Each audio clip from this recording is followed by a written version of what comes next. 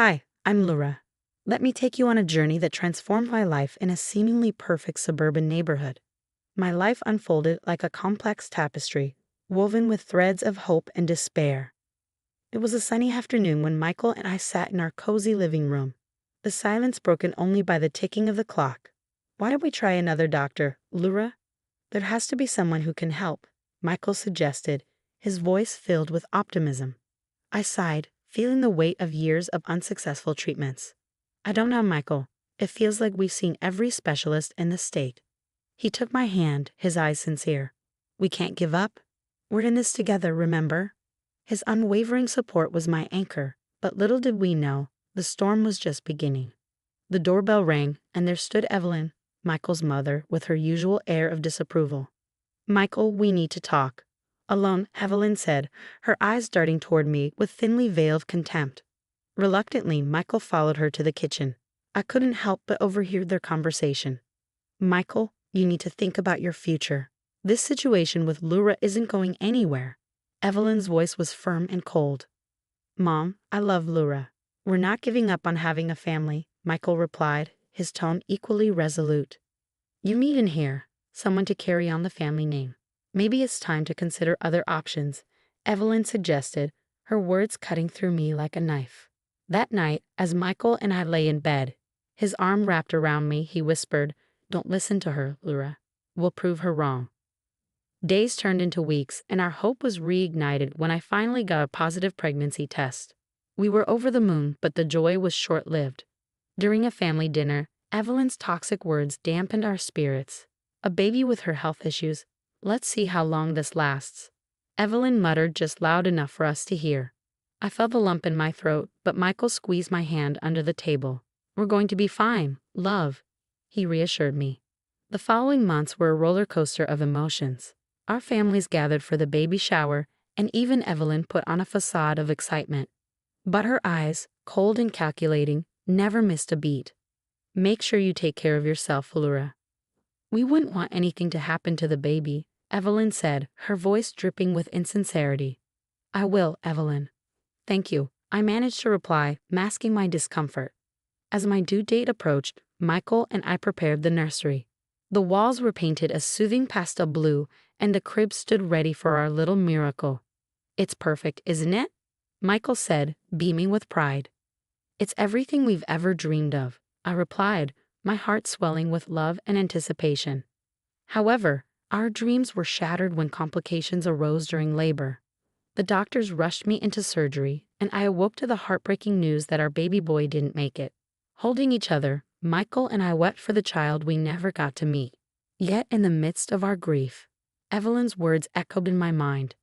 I told you so. Despite the pain, we refused to give up. With each other's support, we faced the challenges head-on, determined to overcome the hurdles life threw at us. Our love is stronger than any obstacle, Laura. We'll get through this, Michael assured me, his voice a soothing balm to my aching soul. In our journey through despair and hope, we learned the true meaning of resilience and the strength of unconditional love. Our story was far from over, and we were ready to face whatever came our way, together. Months passed after our heartbreaking loss, and just when hope seemed a distant memory, a miracle happened. I was pregnant again. The joy Michael and I felt was indescribable, like a ray of sunlight piercing through relentless storm clouds. We embraced this new beginning after years of heartache and unsuccessful attempts. We were finally blessed with the news of my pregnancy. The joy and anticipation that filled our home were palpable. Can you believe it, Laura? We're going to be parents, Michael exclaimed, his eyes sparkling with excitement. The months flew by, each day bringing us closer to meeting our little miracle. The nursery was painted a soft pink, and we would often sit there, imagining our lives with our baby girl. Finally, the day arrived. After hours of labor, we welcomed our daughter Emma into the world. She was perfect in every way.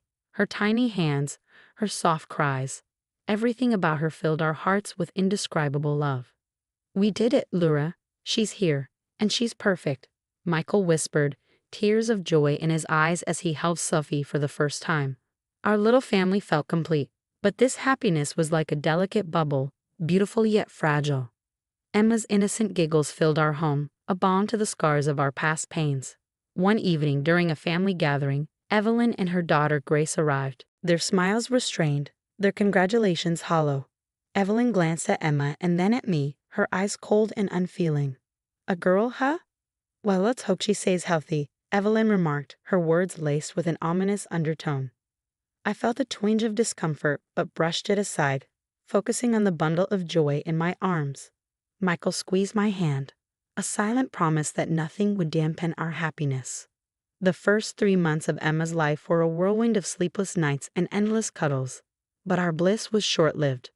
Emma fell ill suddenly, her condition deteriorating rapidly. Despite the doctor's best efforts, we lost her. Our world, once filled with the laughter and cries of our baby girl, was now silent, the emptiness echoing off the walls. At Emma's funeral, the air was heavy with grief.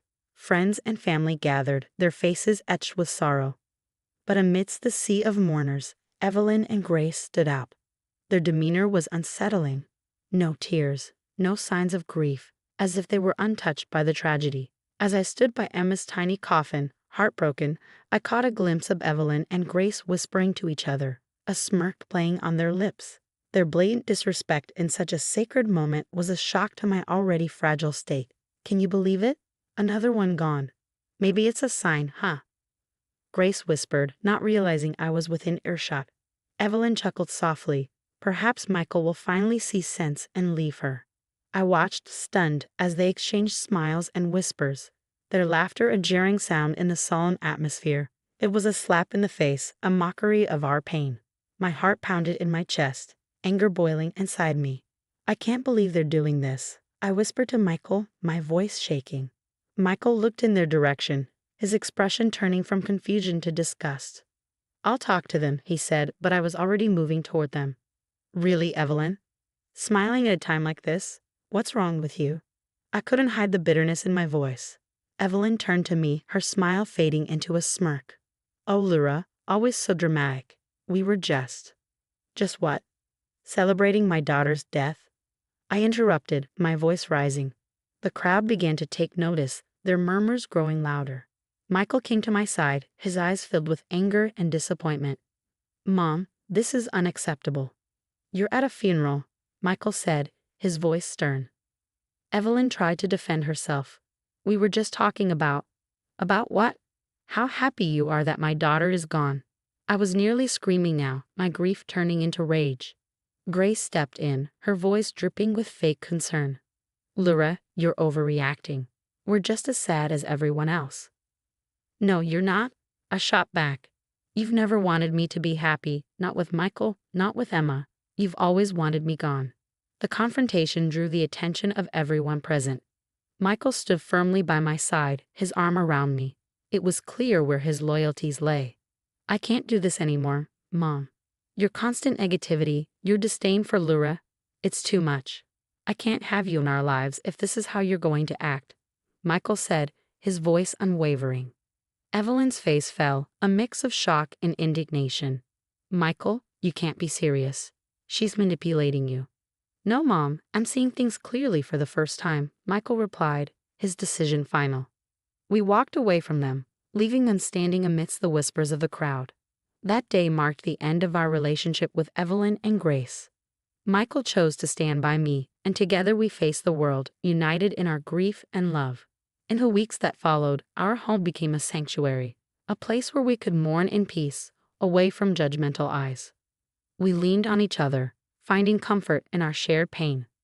Evelyn was always a part of my life, but I can't have her toxicity around us. "Not anymore," Michael said one evening, his voice tinged with sadness. "I know it's hard, but I'm so grateful you're standing by me," I replied, my heart swelling with love for the man who would become my rock. As time passed, the acute pain of loss gave way to a dull ache, a constant reminder of what we had lost. We learned to live with it, to build our lives around the gaping hole left by Emma's absence. "We'll get through this, Laura, together," Michael would often say, his words a beacon of hope in our darkest moments.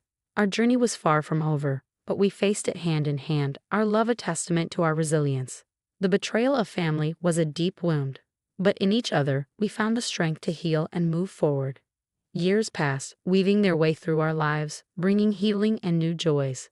Michael and I were blessed with 4 beautiful children, each a testament to our enduring love and the strength we found in each other.